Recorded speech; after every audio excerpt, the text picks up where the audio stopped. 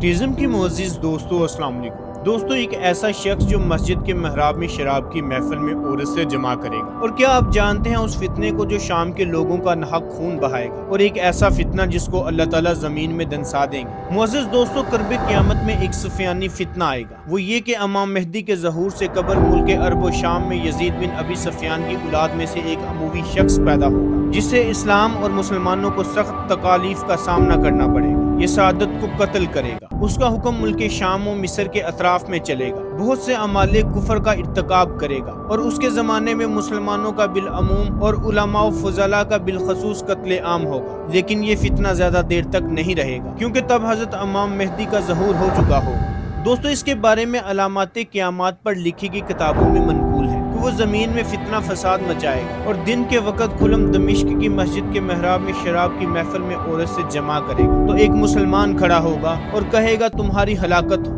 کیا تم لوگوں نے ایمان کے بعد کفر اختیار کر لیا؟ یہ بالکل حلال نہیں۔ تو سفیانی کھڑا ہوگا اور مسجد میں ہی اس کی گردن اڑا دے گا، اور جو بھی اس شخص کی موافقت کرے گا اس کو بھی قتل کر دے گا۔ دوستو سفیانی کا خروج متعدد روایات میں بیان ہونے والی نشانیوں میں سے ہے۔ سفیانی ابو سفیان کی نسل سے ہوگا، جو ظہور سے کچھ مدت پہلے سرزمین شام سے خروج کرے گا۔ وہ ظالم و جابر ہوگا اور قتل و غارت میں کسی کی پرواہ نہیں کرے گا۔ وہ اپنے مخالفین سے بہت ہی برا سلوک کرے گا۔ حضرت امام صادق علیہ السلام اس کے بارے میں بیان فرماتے ہیں، اگر تم سفیانی کو دیکھو تو تم نے گویا سب سے پلید اور برے انسان کو دیکھ لیا۔ دوستو اس کا خروج ماہ رجب سے شروع ہوگا، اور وہ شام اور اس کے قریب و جوار کے علاقوں پر قبضہ کرنے کے بعد عراق پر حملہ کرے گا، اور وہاں وسیع پیمانے پر قتل و غارت کرے گا۔ بعض روایات کی بنا پر اس کے خروج اور اس کے قتل ہونے کی مدت 15 مہینے تک ہوگی۔ مومنین کے علاوہ تمام فرقے سفیانی کے ہاتھوں بیعت کریں گے، اور بعض روایات میں آتا ہے کہ حضرت علی رضی اللہ تعالی عنہ نے فرمایا سفیانی کے ظلم و ستم کے خلاف ایک بڑی جنگ ہوگی جس میں وہ مغلوب ہو جائے گا۔ اس کے خلاف حضرت امام مہدی علیہ السلام کے حامی